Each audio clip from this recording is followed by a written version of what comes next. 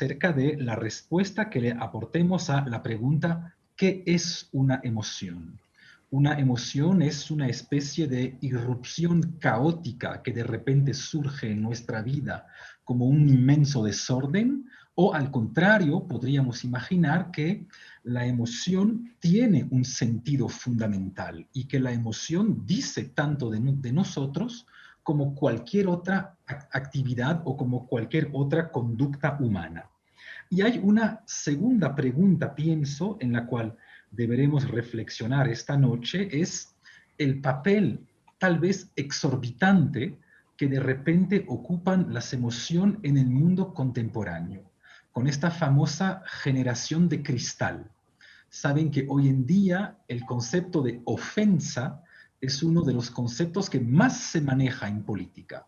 Me siento ofendido por tal obra, me siento ofendido por tal estatua, me siento ofendido porque la facultad de la Universidad de Edimburgo se llama David Hume y que David Hume defendía la esclavitud, etcétera, etcétera. Es decir que el concepto de emoción está invadiendo, para bien o para mal, este será otro debate, pero está invadiendo el mundo contemporáneo. Y no sé si, Rafael, quisieras comenzar un poquito diciéndonos lo que piensas acerca de eso para ya lanzar el debate. Bueno, Estefan, buenas noches a todos los que nos escuchan. Adriana, gracias por la invitación. Igual Andrés, primero también junto con Adriana saludar, celebrar que se haya despenalizado el aborto por violación en el Ecuador. Es un día histórico para las mujeres, ¿sí? Y una lección para todos nosotros de que podemos hacer cambios importantes con luchas políticas, pero al mismo tiempo estas luchas deben ir acompañadas de argumentos, de crítica histórica y de posibilidades nuevas que abren. Con respecto a lo que dices tú, Estefan, digamos dos cosas ahí que me parecen importantes. No podemos escaparnos de la emoción. Somos animales emocionales, ¿sí? Los seres humanos lo que hemos hecho, para decirlo en otras palabras, es hacer del espacio de la emoción también un lugar de los valores, ¿sí? Hay emociones que nos dan miedo.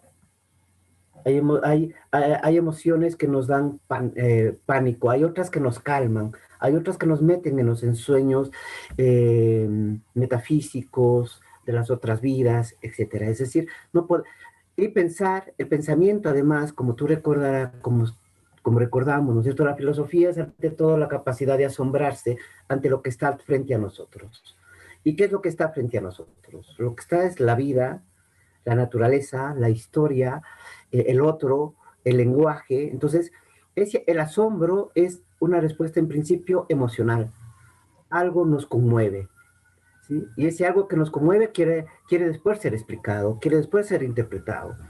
Por un lado eso. Segundo, a la provocación que ha realizado Estefan, creo que sí, vivimos una época de culto a la emoción, ¿sí?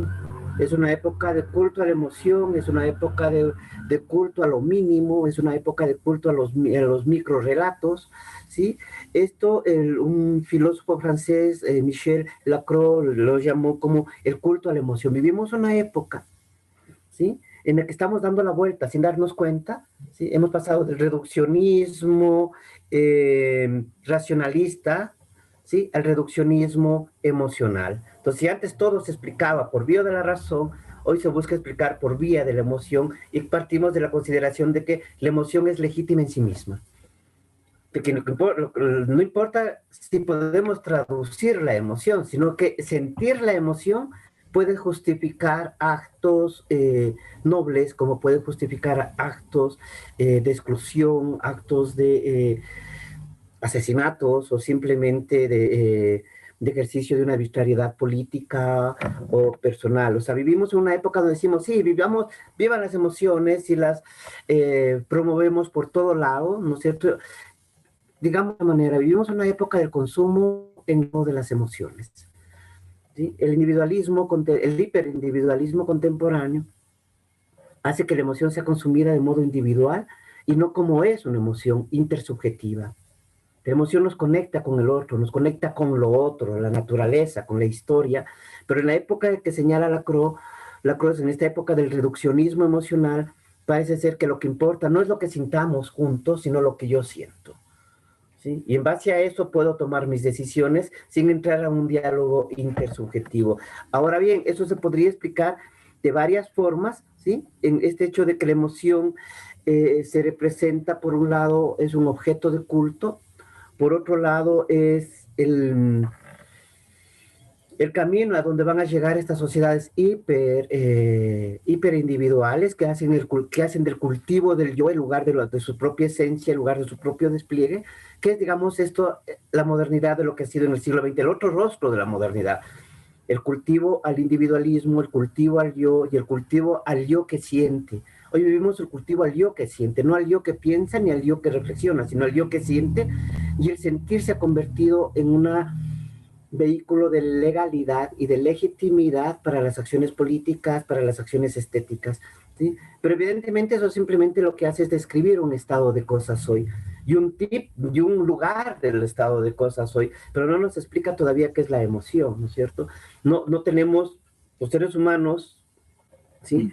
No tenemos, digamos así, como decía el viejo Kant, razón práctica sin sentimientos.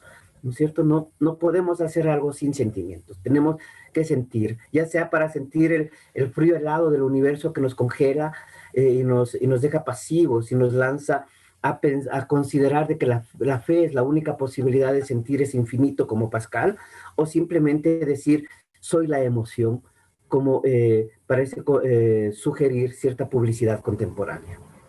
Yo plantearía esas cosas en este momento, pero creo que esta sociedad, el cultivo del yo, ¿sí? Es una sociedad que niega incluso en ciertos momentos la historia, que saca al individuo de su registro y de sus contextos sociales e históricos, y hace que el yo se convierte en un lugar para mirarse a sí mismo, en una suerte de espejos que se observan a otros espejos.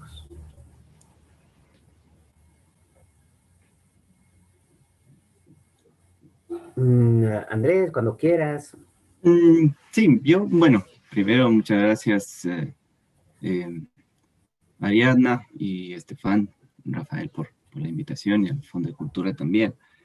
Eh, Respecto a lo que dice en primera instancia Estefan en relación a estas dos vías de pregunta y un poco manteniendo el diálogo con Rafael, creería que es en primera instancia interesante la pregunta sobre el qué es una emoción, en la medida en que precisamente uno de los primeros efectos ante tal pregunta es algo así como el encontrarnos con algo que resulta inefable. Es decir, como si no encontramos la palabra con la cual podamos eh, definir qué es una emoción, además de que algo así como de la emoción conocemos a través de sus expresiones, a través de las emociones en plural, ¿no? Entonces, la primera constatación es eso. Entonces, es algo con lo que yo me encontré.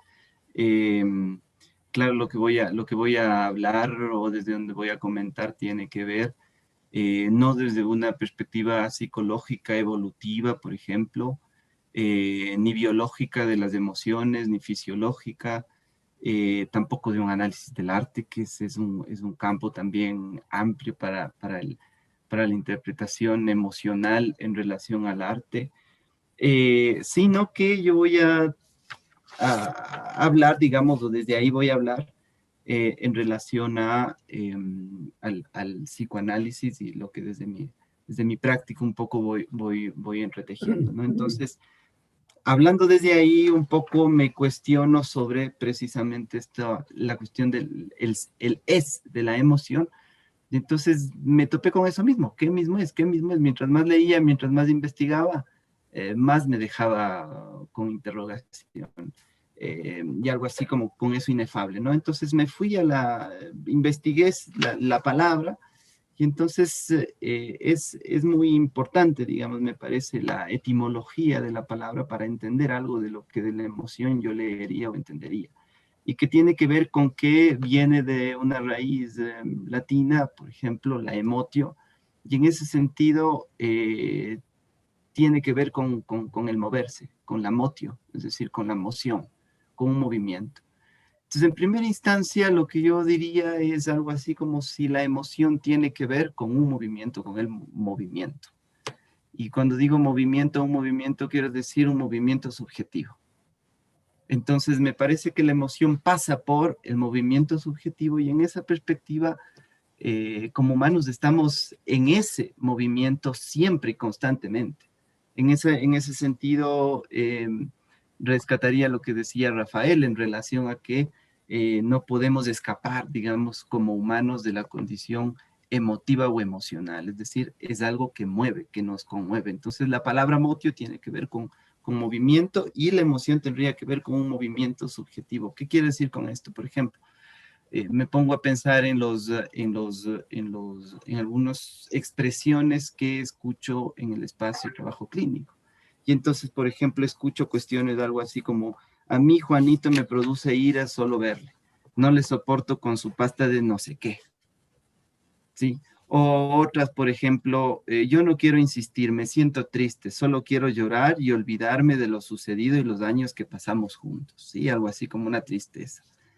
Luego dice otra persona, yo soy de casa, no me gusta salir, me da miedo pensar que tengo que trabajar y dejar la comodidad de ahorita, empezar la vida, como algo en relación al miedo, ¿no?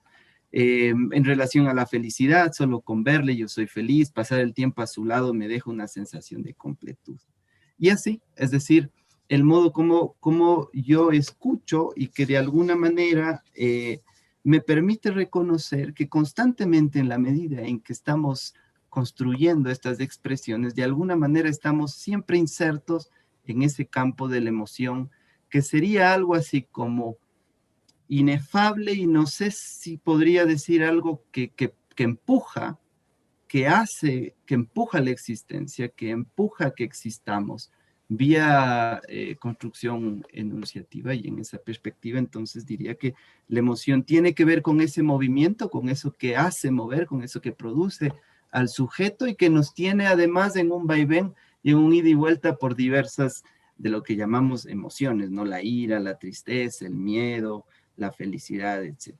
Yo me quedaría hasta ahí por el momento, como para establecer el diálogo y después lanzar otras ideas. Sí, muchas gracias. Yo quisiera, si me permiten, comentar una expresión que utilizaron ambos, porque me parece justamente que nos permite tal vez profundizar un poquito más en el famoso qué es, ¿no? Bueno, y la expresión que utilizaron ambos es no podemos escapar de las emociones. Y si ven que el no podemos escapar, el simple hecho de plantearse la pregunta del escapar, supone que somos un poquito prisioneros. Es decir, quien se hace la pregunta de cómo me escapo de eso, como mínimo es que se siente prisionero. Y eso me parece interesante porque hay, me parece, dos grandes caminos en filosofía. Bueno, hay muchísimos caminos, pero digamos dos inmensos ejes para poder pensar las emociones, y eso me permite regresar a lo que comentó Ariana de golpe con el problema de la angustia. Por un lado, si somos filósofos racionalistas o filósofos idealistas, pues efectivamente podríamos interpretar la frase no podemos escaparnos de nuestras emociones como una especie de desgracia absoluta. Son cosas que surgen en nosotros, tal como decía Andrés, absolutamente inefables y sobre todo probablemente en una inmensa parte incontrolables. Entonces, obviamente, si pensamos al sujeto como sujeto racional, pues bien entendemos que es de cierta manera prisionero de sus emociones, ¿no? Todos sabemos que en los coloquios se suele pensar que los académicos son personas racionales que debaten sobre argumentos de manera razonable. Bueno, bien sabemos que es exactamente lo contrario, que suelen odiarse los unos los otros y que los coloquios están más repletos de emociones que de argumentos racionales. Pero tal vez exista un segundo camino, que es justamente el que planteaba Arianna acerca del concepto de angustia. Me acuerdo que existe un texto de Freud, y de hecho es un texto de Freud que asumiría perfectamente Sartre, en el cual dice, la angustia es el único afecto que no miente. Y ahí obviamente estamos radicalmente en otro camino para pensar las emociones y sobre todo la angustia, puesto que las emociones ya no serían una especie de parásito del sujeto racional, sino que serían la misma verdad del sujeto racional. Y ese es el camino, obviamente, a mí que desde Sartre, bien se imaginan que es el que más me interesa, ¿no? O sea, con esta idea que hay como mínimo una emoción en particular, justamente la angustia, que no es un parásito en mí, sino que es la verdad más profunda y más íntima del yo. Es decir, la verdad del estar proyectado en el mundo. Y en este caso, la emoción ya no sería una especie de cárcel o algo del cual quisiéramos escapar, puesto que sería exactamente al contrario la verdad del sujeto. Rafael. Me llama la atención el escapar. Yo creo que no buscamos escapar. Yo creo que buscamos situar una condición, porque escapar de la emoción, ¿no es cierto? Suena a un juego teológico de irnos más allá, dejar de sentir el bien, el mal, lo justo y lo injusto, la belleza, la fealdad es una aspiración teológica, ¿no es cierto? Se suponen ciertas narrativas teológicas, sobre todo los que se dieron entre el siglo VI y el siglo IX, que los ángeles son seres que ya no sienten. ¿Y por qué no sienten? Porque no sienten, porque entre otras cosas no viven en el tiempo. No están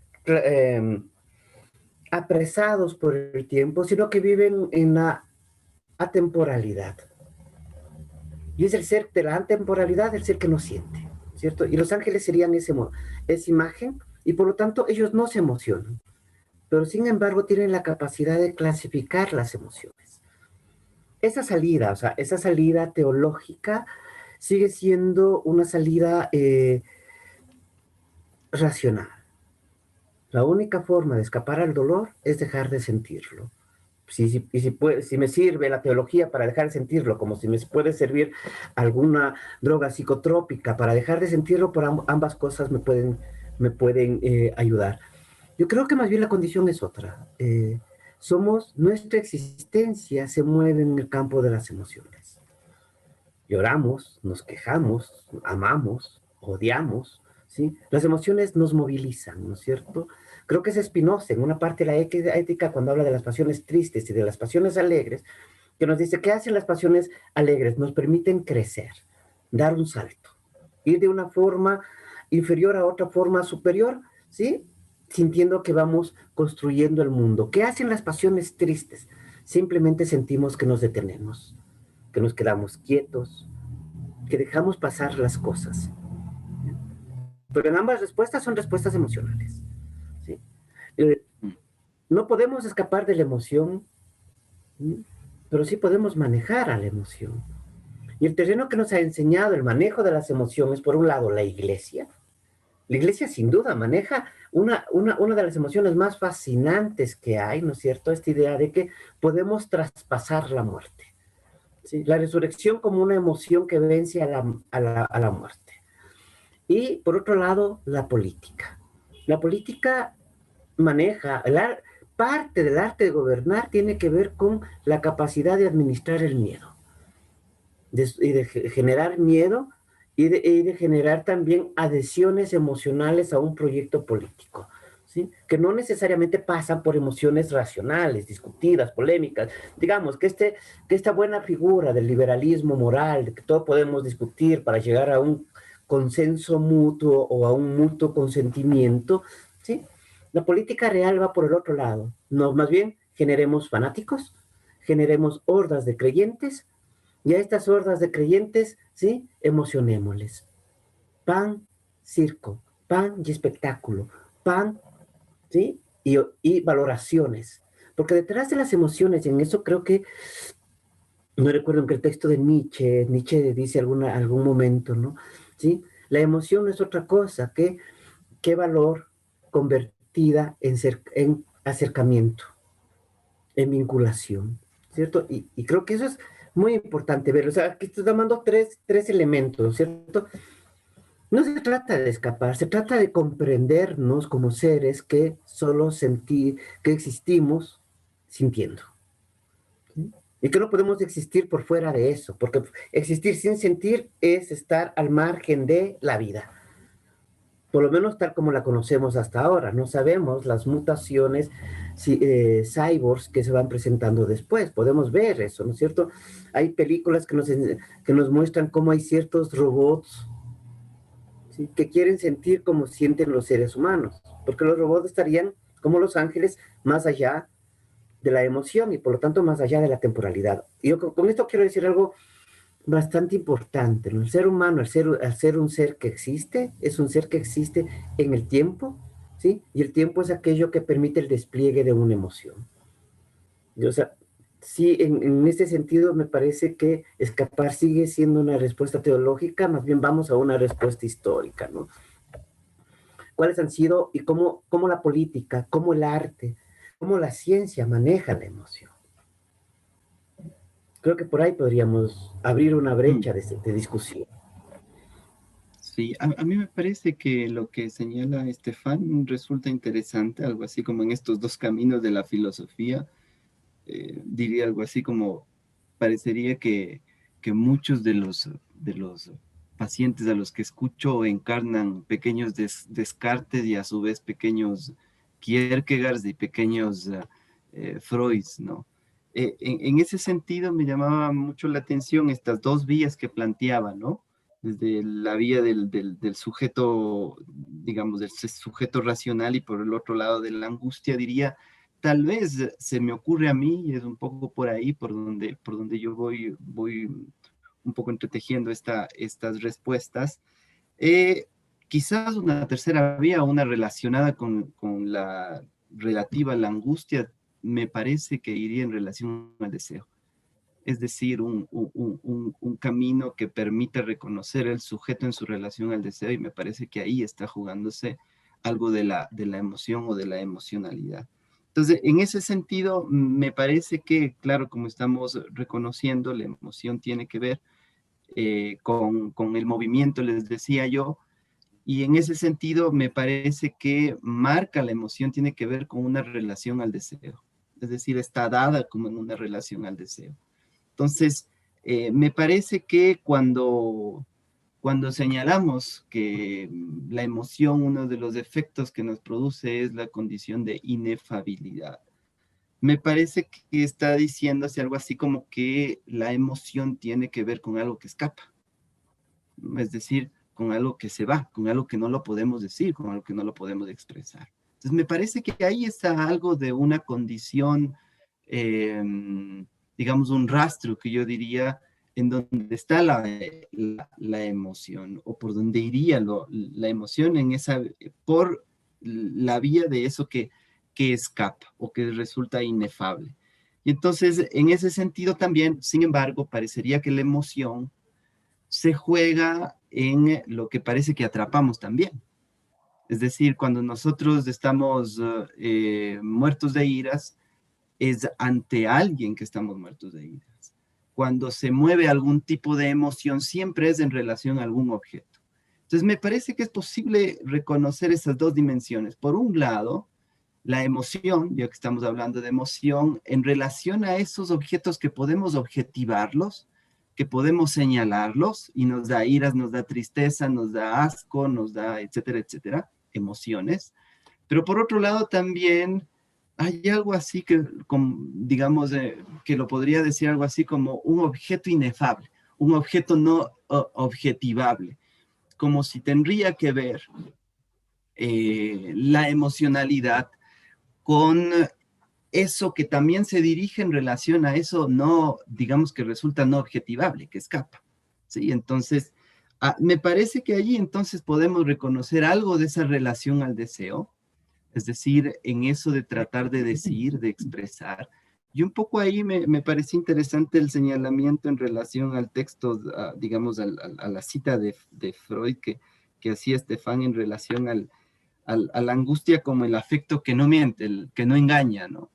Entonces, en ese sentido me parece, y es una de las vías, digamos, del reconocimiento de la angustia, algo así como que la angustia es el puro afecto, dice Jacques Lacan, dice, la angustia es el puro afecto que es sin objeto.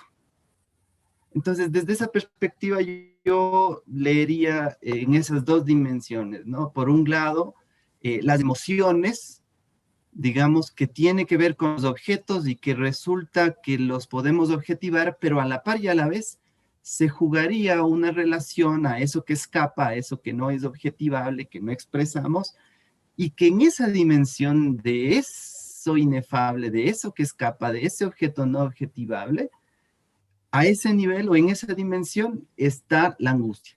Es decir, como si pertenecería a otro, podría decir así, como otra dimensión, digamos, ¿no? En relación a esta pregunta por la emoción, por las emociones. Eso me parece que quisiera señalar y luego decir que en relación al punto del papel de la emoción en el mundo contemporáneo, nada más decir algo así como que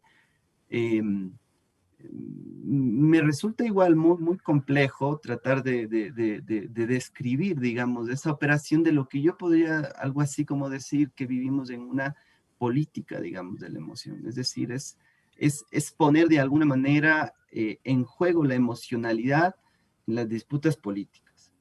Entonces, ya no estamos hablando, digamos, de una disputa política argumentada, racionalizada, explicada, desarrollada, digamos, en términos de argumentaciones de los horizontes de vida posibles que quisiéramos como sociedad, como pueblo, como organización, como colectivo, etcétera, sino que estamos empujados más bien por una suerte de política que rechazaría eso y que más bien despertaría esa otra condición humana, estructuralmente humana, diría algo así, en su relación al deseo, en la medida que somos sujetos de deseo, estamos presos de alguna manera en relación al deseo, como decía Estefan. Y entonces, me parece que es un juego en el que en el mundo contemporáneo se empuja, digamos, a que la política y las disputas políticas se jueguen en el campo de la emocionalidad, ¿no? De la pura emocionalidad. Yo me preguntaría, por otro lado, me preguntaría, ¿alguna vez la política estuvo separada de la emoción? Y la respuesta que daríamos es que no, que incluso la trascendencia propuesta por la Iglesia del mundo mundano está ligado a administrar y gestionar una emoción, ¿sí? Que tiene que ver con esto del temor a la muerte. Finalmente, la Iglesia no te genera la angustia, porque la angustia te genera más bien la búsqueda de una conciencia individual, del reconocerte a ti mismo, pero cuando buscas más bien una respuesta extraña, afuera de tu existencia, no sientes angustia, buscas conformidad, buscas algo que te alivie, algo que opere como un mecanismo de drogadicción, y más o menos por ahí ha jugado la Iglesia, ¿no? Pues la Iglesia como una vieja manida frase más, ¿no es cierto? Es esto de que es el opio del pueblo, ¿no es cierto? La religión es el opio del pueblo, pero es el opio porque te alivia, porque te da respuestas que a veces no te da la política, respuestas que no te da la ética, respuestas que no te da la economía. Por un lado eso, ¿sí? Pero por otro lado, me parece que deberíamos de preguntarnos, ¿la emoción conoce o no conoce? ¿Podemos conocer algo a través de la emoción? ¿O la emoción simplemente se reduce a ser un acto meramente biológico, fisiológico? ¿Sí? La respuesta que podemos encontrar ahí, al menos si vemos en filósofos como Aristóteles o San Agustín o el mismo Spinoza o Sartre, del cual va a hablar bastante, me imagino, Estefan, ¿sí? Es que la emoción no se reduce a ser un dato meramente biológico. La emoción también canaliza esquemas de pensamiento, canaliza creencias, canaliza valoraciones. Y en esta canalización la emoción altera la realidad. No solamente que me permite comprenderme en el mundo, sino además modificar el mundo que me comprende. Y en ese sentido, una emoción es, está atravesada, o por lo menos está condicionada por el deseo. No, o sea, no podemos separar al deseo de la emoción y a la emoción de la vida práctica humana, ¿no? O sea, generamos, pensemos en estos días en que vivimos una suerte de psicosis perversa amorfa, ¿no? Por los encierros que vivimos, ¿no? O sea, ¿qué tipo de emociones se despliegan? No, Y justamente, la emoción, frente al encierro, la emoción más inmediata es, quiero escapar de ella, tal como Estefan quería mostrarnos. Pero es una respuesta emocional inicialmente. O sea, no justamente creo, vuelvo y digo, no hay política sin emoción. es justamente, Rafael, lo que quisiera comentar de lo que dijeron ambos. Eh, Obviamente, cuando se suele hablar de manera académica de las emociones en política, siempre siento una pequeña actitud aristocrática, que consiste en decir, nosotros pensamos y el pueblo tiene emociones, ¿no? Que es la típica denuncia a la democracia que encontramos ya en Platón, en realidad, ¿no? O sea, con esta idea que nosotros votamos racionalmente de manera informada y en cambio los obreros, los pescaderos, ellos solo votan a raíz de emociones casi animales que tienen, ¿no? Y justamente hay un autor, el príncipe de los filósofos, que nos permite obviamente cuestionar eso. Es decir, que Ujú. tal como tú mismo decías, Rafael, no podemos pensar a la política sin las emociones y tal vez debamos revalorar a las emociones en política, pero simplemente porque tal vez no podamos pensar a la razón sin emociones. Es decir, que Ujú. tal como todos experimentamos, cuando uno de repente le parece que entiende alguna idea, pues es una especie de fiesta emocional interna que sentimos. Es decir, hay un verdadero placer a la racionalidad. Entonces, obviamente, tal vez no debamos distinguir totalmente desde el mismo punto del individuo la emoción de la razón. Y ahí obviamente vemos por qué al psicoanálisis le interesó tanto Spinoza, es decir, por qué Freud admiraba tanto a Spinoza. Tal vez justamente por eso, por la idea que consistiría en decir que al final, tal como comentabas, Rafael, la racionalidad siempre está acompañada por afectos activos o por afectos positivos. Y eso nos permitiría probablemente reintroducir de manera positiva a los afectos dentro de la misma política. Porque lo interesante es que alguien como Spinoza, que va a intentar volver a unir la racionalidad y las emociones, es también y a la vez el pensador de la democracia absoluta. Es decir, que va a intentar mostrar que mientras más la multitud pueda unirse, más racional será. Es que eso es hoy en día para nosotros algo casi inentendible. Nosotros solemos pensar la muchedumbre como una especie de organismo animal que se mueve por las emociones más bajas. Pues tal vez debamos reconsiderar eso y pensar exactamente lo contrario, que es a raíz de esas emociones colectivas que se va a producir la racionalidad más grande. A mí me parece interesante, quizás decir algo de esto que señala Estefan en la medida en que me parece que rompe con esta dicotomía también entre alma, razón y cuerpo, ¿no? Como opuestos y desligados y que más bien genera ese enlazamiento, digamos, entre los procesos relativos al cuerpo y podríamos decir a la satisfacción.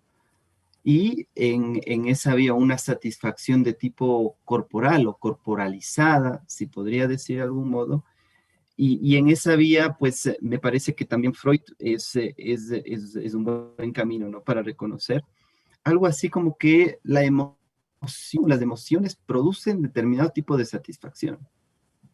Es decir, en esa vía me parece que si algo opera, que si algo se sostiene en relación a las emociones, es porque producen una satisfacción. Y entonces esa satisfacción tiene que ver con un principio de placer, podría decirlo así, con un principio de placer-displacer que de alguna manera produce un tipo de satisfacción, por ejemplo, cuando podemos objetivar algo. Es decir, podemos objetivar la ira, podemos objetivar la rabia, podemos objetivar la tristeza, ¿sí?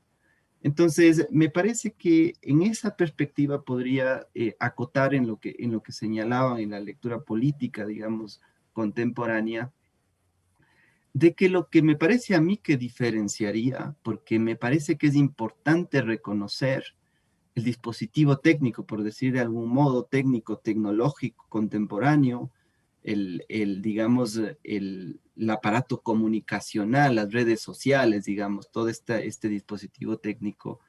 Me parece que lo que promovería en ese sentido es una satisfacción constante en relación a la posibilidad de objetivar eso que estamos llamando aquí la emoción, ¿no? Es decir, de objetivarlo. Entonces, lo que quizás promueve esto es la posibilidad de decir, acá dirige, acá te diriges, acá te dirige, acá se dirige, es eso que podría decir es como esa energía o ese empuje que vía odio, vía tristeza, vía rencor, vía felicidad, se orienta y se objetiva. Entonces, me parece que en ese sentido, si bien podríamos reconocer que no hay política sin emocionalidad, me parece que históricamente sí podríamos reconocer modos diferenciales del modo como esa emocionalidad puede ser parte de una forma, digamos, del hacer política, del jugarse en ese campo de la política, como un modo como un modo de despertar algo de esto de modo distinto, ¿no? Entonces me parece que es importante en esa vía reconocer.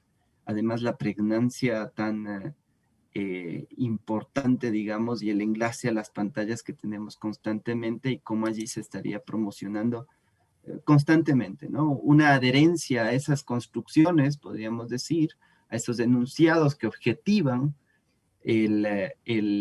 digamos, ese objeto al que se dirige esas emociones y eso genera una satisfacción y estamos en esa satisfacción.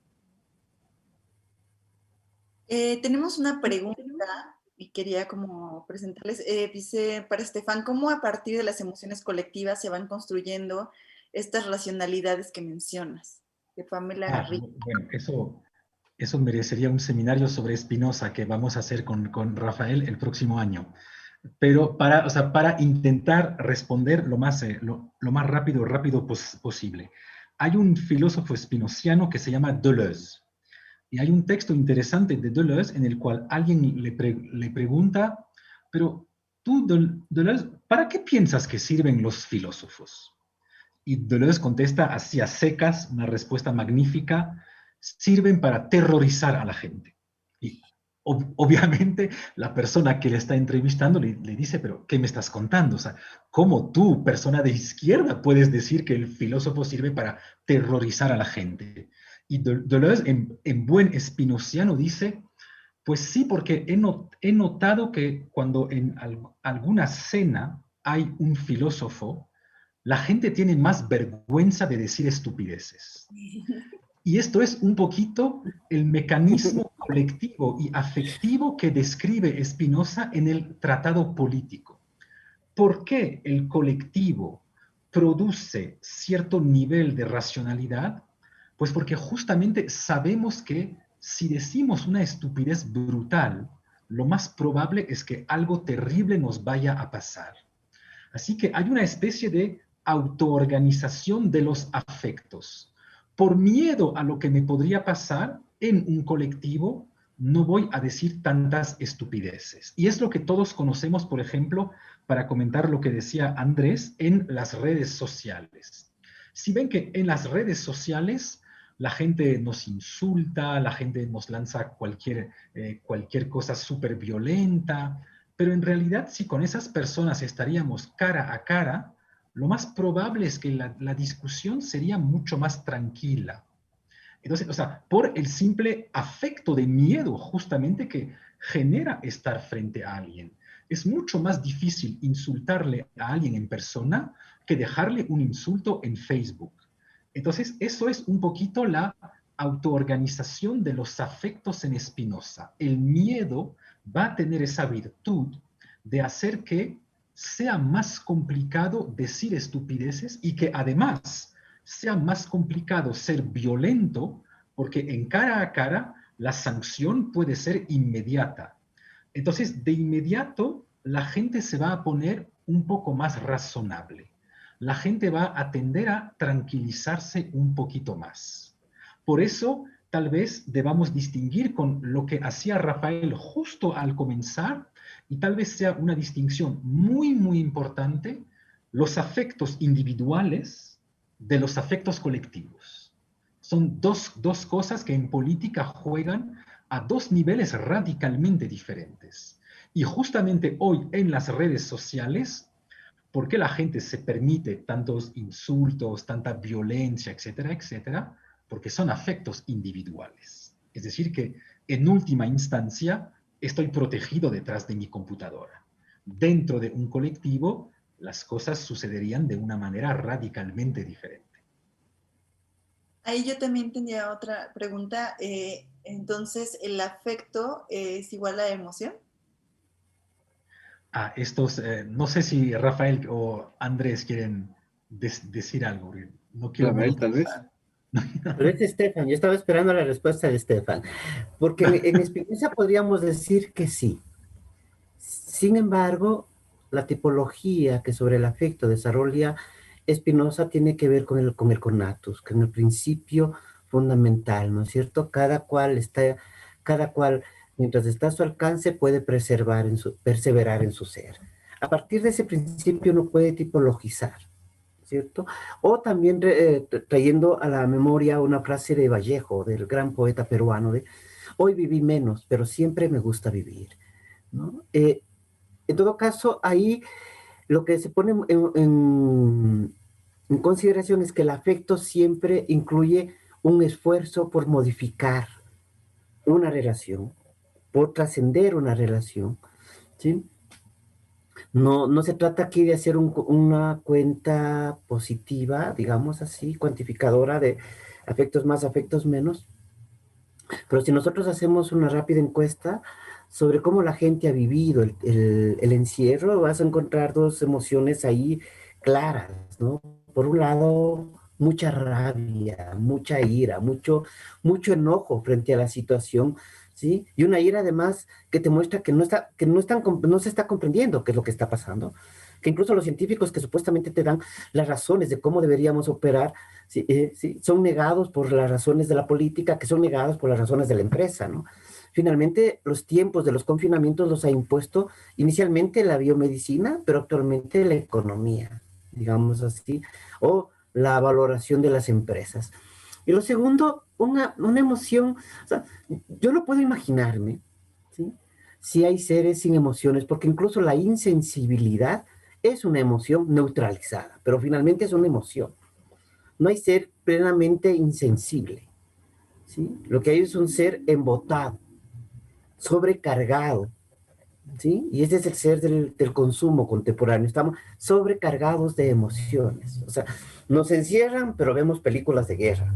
Nos encierran y vemos Jurassic Park. Nos encierran y vemos el planeta de los zombies. Entonces, a través del consumo, de la fobia que nos produce encerrarnos, queremos liberarnos de la fobia, ¿sí? Es una respuesta esquizofrénica, casi psicótica, ¿no? Bueno, ahí sí uso los términos, ¿sí? Con todo el cuidado debido a Andrés nos puede hacer unas observaciones al respecto, ¿sí? No, para Pero nada. emoción y afecto en Spinoza son casi idénticos. Quizás más bien para los cognitivistas, la emoción y el afecto se mueven en dos planos diferentes.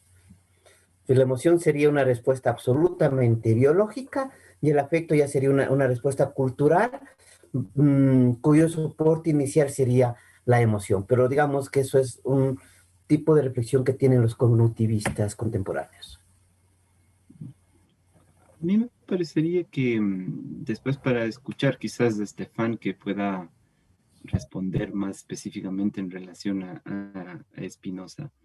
Me parecería a mí como comentario que allí sería importante reconocer de que, claro, cuando quizás está trabajando sobre el afecto Spinoza, está trabajando de un modo distinto a como está trabajando el afecto Freud. Entonces, en esa perspectiva me parece que no estamos hablando del mismo afecto y entonces en ese sentido también tendríamos que preguntar qué estamos diciendo cuando estamos preguntando por la emoción o las emociones, porque me parece que ese es uno de los elementos que circula, digamos, con mayor facilidad y que es, digamos, la ficción de la aprehensión fácil, digamos, de lo que es la emoción, ¿no? Porque también vivimos una psicología de las emociones comercializada y puesta, digamos, en el andamiaje del consumo. Y en esa perspectiva, entonces, bueno, todos de alguna manera sabemos lo que son las emociones y tenemos que hacer esto para las emociones y qué emociones y cómo están tus emociones y miramos las emociones, entonces damos por hecho algo. Entonces, me parece que en ese sentido habría que trabajarlo a profundidad, esa relación sobre sí, digamos, equivale o no, por qué vías se relaciona, por qué vías no, porque es preguntarse también por una raíz etimológica latina distinta, el affectus me parece que es, y sería la emotio, entonces hay consideraciones que me parece que serían necesarias de establecer, pero por otro lado podría decir en relación al afecto que lo plantea Freud, ¿no? Es decir, Freud lo trabaja bajo una metáfora energética, por ejemplo. Entonces dice es quantum energético, es decir, es esa energía libidinal, es esa energía relativa a la pulsión, es esa energía que moviliza, que pulsiona esa relación al deseo en la que el sujeto está jugando.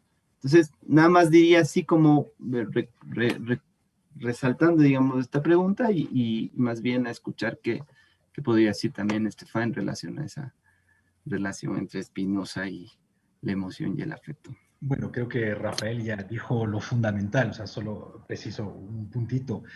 Tal como decía Rafael, para la inmensa mayoría de comentadores de Spinoza, al final la emoción y el afecto es casi lo mismo. Sin embargo, existen comentadores que intentaron distinguirlas y de una manera que me parece interesante, porque de cierta manera tal vez también a Andrés le suene dentro del campo psicoanalítico. Ellos dicen que, tal como los dicen las mismas etimologías de las palabras, la emoción es un movimiento ligero generado por algún efecto exterior. En cambio, tal como lo dice la misma etimología también de la palabra afecto, pues es algo que me afecta de manera mucho más profunda, tal como comentaba Rafael, que afecta mi misma potencia de vida. Y pienso que todos hemos experimentado a cierto nivel esta diferencia. Por ejemplo, todos bien sabemos que es una cosa sentir tristeza porque, no sé, porque perdí un objeto que amaba mucho, porque se me rompió algo en la casa. Y es algo muy diferente sentir melancolía. Pues tal vez una cosa sea una emoción y la otra como afecta la misma estructura de mi encarnación en el mundo, tal vez eso podamos llamarlo afecto. De la misma manera, todos sabemos que hay músicas que nos generan emociones, es decir, nos generan cierta alegría en alguna fiesta, en algún momento, y hay al contrario, ciertas músicas que nos generan afectos, es decir, que de manera profunda y de manera durable cambian algo en nuestros cuerpos. Eso quería comentar más. Tenemos otra bueno, preguntita ahí, un poco larga, voy a tardarme un poco, pero paciencia. Dice, Spinoza tiene por axioma que un afecto del ánimo, como el amor, es un modo de pensar que se da si y solo si se da también la idea de la cosa amada.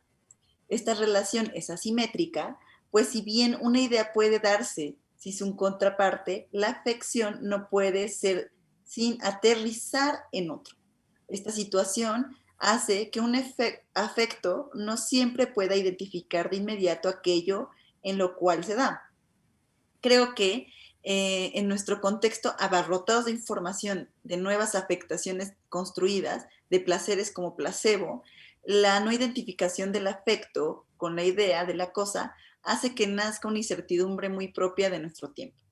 En este sentido, ¿consideran ustedes que las redes sociales se han convertido en algún tipo de entidad que absorbe tal incertidumbre y desplazan hacia ella la atención que debería permanecer a la cosa amada, deseada, temida, etcétera? ¿Explicaría eso la vacuidad de las ideas en lo social, político, incluso religioso? A ver, si no, Uy, primero intento reformular lo que entendí para ver si entendí bien. Según entiendo, la pregunta que se plantea es que un afecto en Spinoza siempre tiene un objeto. Es decir, siempre es un afecto que es cierto tipo de relación con algo que puede sernos externo, como un objeto que me genera miedo, o a lo mejor puede ser algo también interno, como en el caso de la melancolía, la angustia, etcétera. Pero que al final un afecto siempre es una relación. Y si no entiendo mal la pregunta, lo que se está diciendo es que las redes sociales justamente anularon estos objetos que generaban afectos y que sustituyeron a estos objetos el vacío.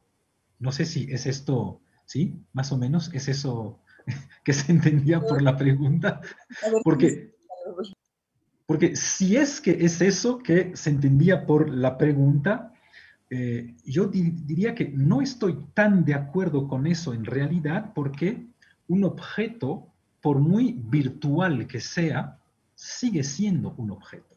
Es decir, que las redes sociales no nos presentan una realidad menos real que la realidad. ¿Sí? Como siempre les digo a mis estudiantes, cuando yo juego Warcraft y que lastimosamente muere mi príncipe orco, la tristeza que siento es una tristeza tan real como la tristeza que puedo experimentar en el mundo material. Es decir, que los afectos que surgen a raíz de objetos virtuales no son menos reales, tal vez esa sea la dificultad, pero como mínimo yo no los experimento como menos reales que los afectos que surgen de la realidad material. No sé, Rafael y Andrés, si ustedes experimentan eso. creo que hay que, Rafael. creo que hay que decir al respecto, a ver, primero, ¿qué es esto de la vacuidad? ¿Sí? El ser humano por naturaleza es un ser que le tiene pánico, terror al vacío. Y no, pero sobre todo al vacío existencial, el sentir que la vida no va a ninguna parte. Entonces hay que darle una dirección. Por,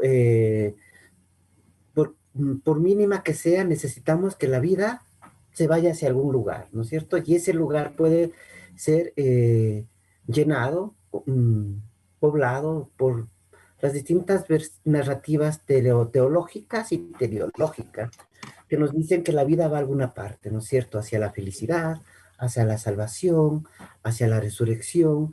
La vida va a alguna parte y eso de alguna manera evita el vacío. Eso, referirse un poco al vacío contemporáneo también puede ser que percibir, ¿sí? El fin de que las utopías que se acabaron en sus formas modernas del siglo anterior, hoy todavía no han sido recompuestas, ni tenemos nuevas utopías propiamente fuertes que abarquen a la totalidad de una forma de vida como lo hicieron, qué sé yo, en la modernidad, el liberalismo y el comunismo, como las dos grandes utopías. ¿Sí? Hoy no tenemos esas grandes utopías movilizadoras, y frente a eso más bien lo que tenemos es esta suerte de el consumo de las emociones, ¿no? Ese teatro de variedades que es el mundo del consumo contemporáneo, ¿no? Que consumir en principio es parte de la vida. Pero aquí consumimos narrativas, consumimos, a través del consumo de objetos de ciertas películas, consumimos narrativas teológicas como Terminator o como Planeta Z, eh, o narrativas históricas como los documentales sobre Chernobyl o la serie que se dio sobre Chernobyl. Es decir, hay una serie de narrativas que nos permiten que no consumimos solamente objetos. Eso, y en esto te lo tiene bastante, lo ha dicho con bastante claridad Estefan. El objeto está ahí. A través de los objetos consumimos narrativas.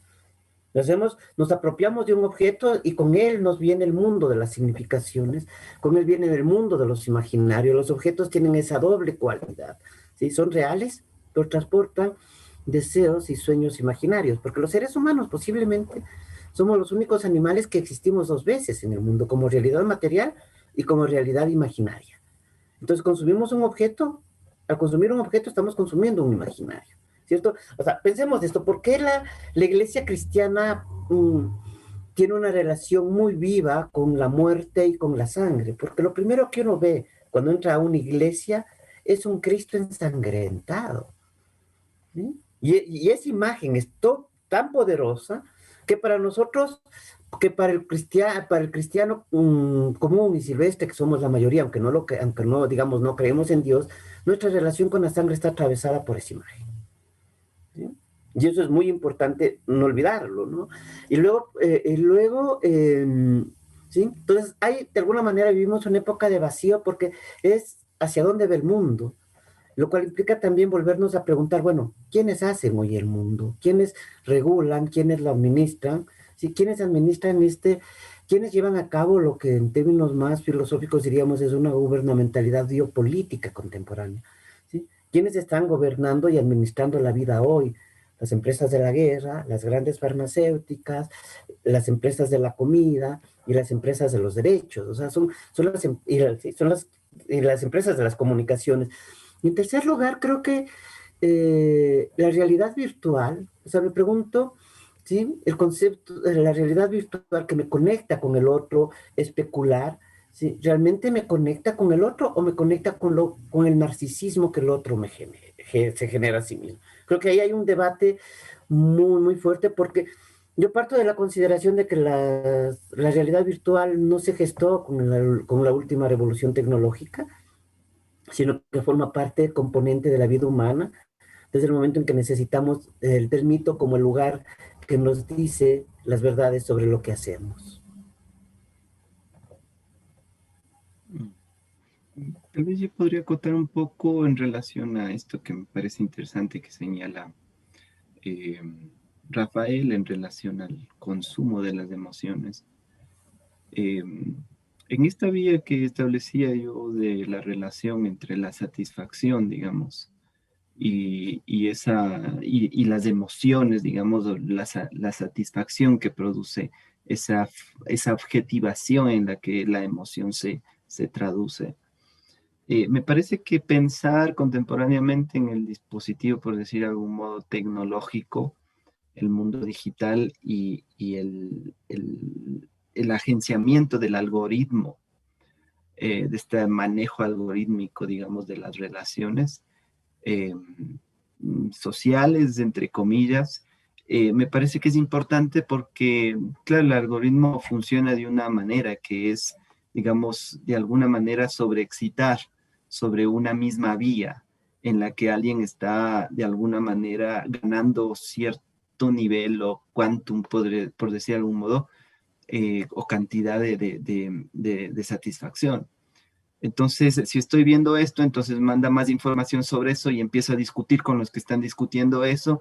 Entonces, hay ahí, me parece, algo necesario de reflexionar, para poder entender un poco la deriva también en la que en esta particularidad, digamos en términos históricos o del momento histórico, en esta particularidad técnica, estamos en esa relación a la emocionalidad y a esa hiperexcitación, digamos, que tiene quizás un basamento económico relativo al consumo muy importante y que de alguna manera nos plantea la pregunta por la relación entre la política y la economía en términos comerciales. Es decir, la incidencia del marketing político, precisamente el jugar a despertar la emocionalidad para tener un determinado efecto electoral, por ejemplo.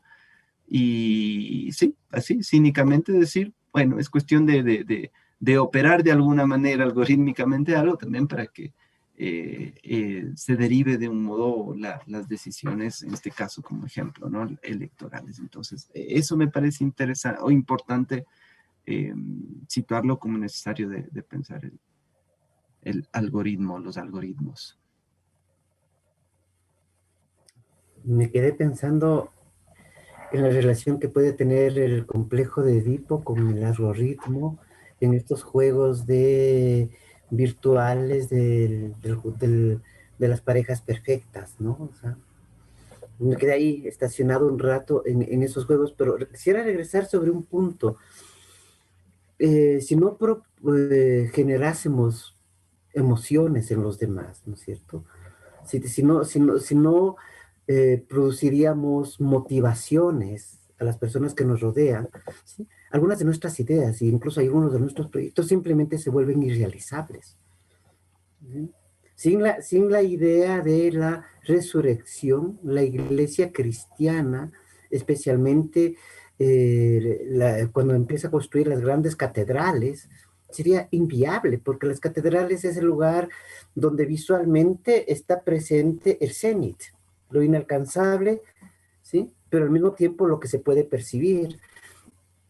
O sea, estoy pensando también en esas movilizaciones que hizo la Revolución Francesa, ¿no? Alrededor de la igualdad de todos, de esta idea de la libertad como una emoción de decidir cualquier cosa, ¿no es cierto?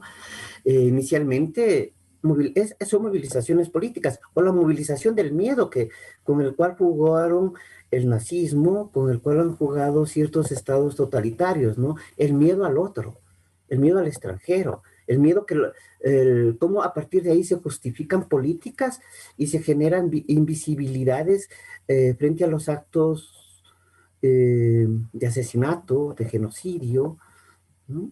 O sea, ahí tenemos discursos políticos que ven al otro, al extranjero, al que llega, ¿sí? Como quien amenaza la paz interna. Movilizan emociones. Y la gente se está movilizando en base a las emociones. Si algo de religioso tenemos y tendremos, creo que siempre los seres humanos, es que vamos a movilizarnos por las emociones trascendentes, que se vuelven inefables, que se mueven inatrapables y que de alguna manera se mueven en el campo de lo inconmensurable. Entonces, creo que la política ahí tiene mucha, mucha fuerza. O sea, la política de la eliminación es una política basada en el miedo. El miedo al otro, creo, y eso, si alguien ha trabajado eso y nos ha enseñado en ese terreno, sin duda alguna, el filósofo italiano Giorgio Agamben, que ha hablado sobre eso, ¿no? El miedo como un factor que decide y legitima el genocidio. ¿No? Creo que ahí tendríamos un tema para la próxima, ¿no? ¿Qué es esto del miedo? Yo estaba ya pensando eso en anotar eso. No sé si alguien más quiere anotar otra cosa, comentar algo más, sino para que vayamos cerrando la sesión. Bueno, podemos hablar horas, pero dependiendo del tiempo que tengamos. O sea. No nos quedamos aquí horas, pero bueno.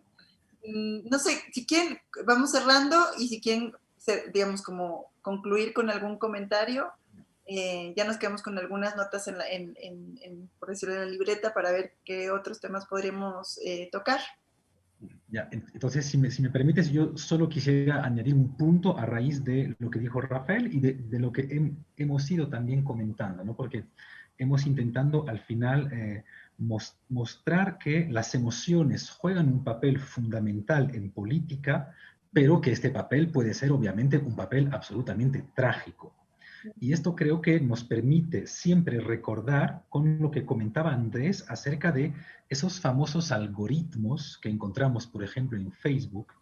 Y no sé si es que vieron este documental en Netflix sobre las redes sociales, que intenta demostrar justamente cómo esos algoritmos están programados de tal manera que solo reúnen a personas que piensan de la misma manera. Es decir, que en realidad van polarizando a la sociedad, creando grupos que siempre se encuentran entre ellos.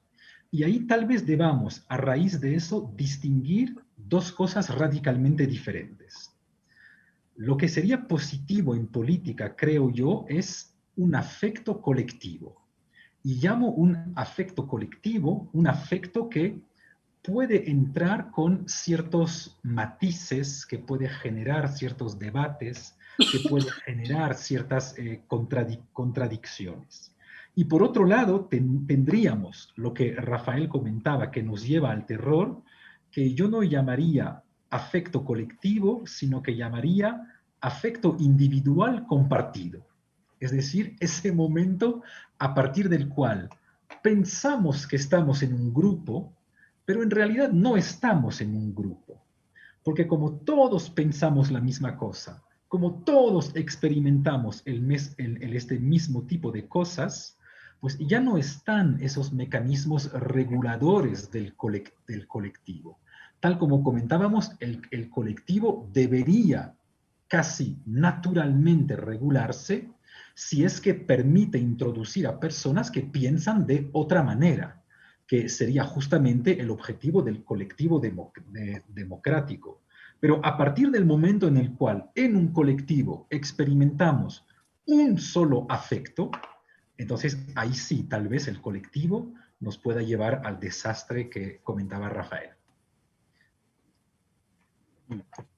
Resulta interesante y como decía Estefan, tal vez podemos seguir, pero voy a comentar algo en relación a esto que decía Estefan, me parece interesante en relación a este sentido trágico, digamos, del devenir político, en el sentido de que me haría pensar entonces, y tal vez nos está planteando, de que esa tragedia está relacionada con un juego en esa interacción, digamos, política, en esa relación política, en esa relación a los otros, está jugándose, digamos, la tragedia en ese sentido, digamos, que el algoritmo produciría, ¿no? Es decir, al encontrarse con los mismos que hablan sobre los mismos, lo que se produciría es algo así como un sentido que resulta absoluto o en camino a un sentido absoluto. Y en esa vía me parece que abre también un aspecto en relación a la identidad, es decir, a la identificación, a la identidad en eso que es lo mismo y que de alguna manera rechazaría, porque eso es lo que se ve con mucha facilidad, digamos, en la interacción de las redes sociales, rechazaría eso diferente, ¿no? Es decir, es algo así como si lo que faltaría, contrariamente a lo que vulgarmente se piensa, digamos, decir, bueno, la política contemporánea está llena de sinsentido. No, más bien está llena de sentido. Y lo que le hace falta es un poco de sinsentido, un poco de eso que pueda ser, digamos, un agente dialectizador de ese grupo, digamos, que está identificado férreamente en relación a eso que constantemente está repitiéndose de una y otra manera sobre lo mismo, ¿no? Es decir, y ganando satisfacción de, qué sé yo, hablar mal de tal político, y hablan y está en eso. Entonces, como si algo de eso me parece interesante rescatar y reconocer. Gianni Vattimo, cuando era uno de estos grandes filósofos que mantenían la deliberación alrededor de la sociedad transparente y de la sociedad posmoderna, él situaba de que la emoción dominante es el desánimo, ¿cierto? Que a pesar del desarrollo tecnológico, que a pesar de los logros alcanzados dentro del Estado, el cambio de época estaba ligado al desánimo, ¿sí?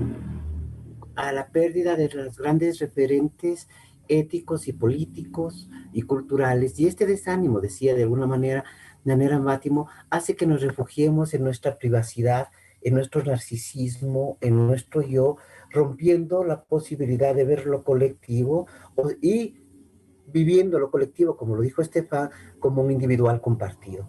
Sin embargo, Mátimo decía, bueno, frente al desánimo, ¿qué nos queda? ¿Sí? Volver a la magia, volver a lo mágico para desencadenar otra vez el desencanto. Y se estaba diciendo de alguna manera, tenemos que regresar a inventar la ilustración, ¿no? Porque el mundo actual, que es un mundo poblado por la información, ¿sí?, vive la paradoja de estar sobreinformado, pero desilustrado. ¿Sí? Yo de alguna manera diría, me quedaría ahí, creo que hay varias discusiones al respecto y bueno, gracias. Sí, pues ya podríamos quedarnos mucho tiempo aquí, en verdad. Nada, pues agradecerles mucho por haber participado una vez más, por aceptar esta invitación para mantener estos diálogos. Quería aprovechar para comentarles que el 25 de mayo tenemos nuestro tercer encuentro del banquete. Va a estar Leonardo Ramos nuevamente guiando esta sesión y vamos a leer unos textos acerca del estoicismo. Entonces, si les interesa, en estos días ya sacamos el link para que puedan inscribirse y descargar los libros y poder leerlos y discutir un rato también. Nada, muchísimas gracias de verdad por participar, por estar aquí y ya estaremos coordinando cuál sería el siguiente tema que nos invitará a dialogar una noche más. Muchas gracias.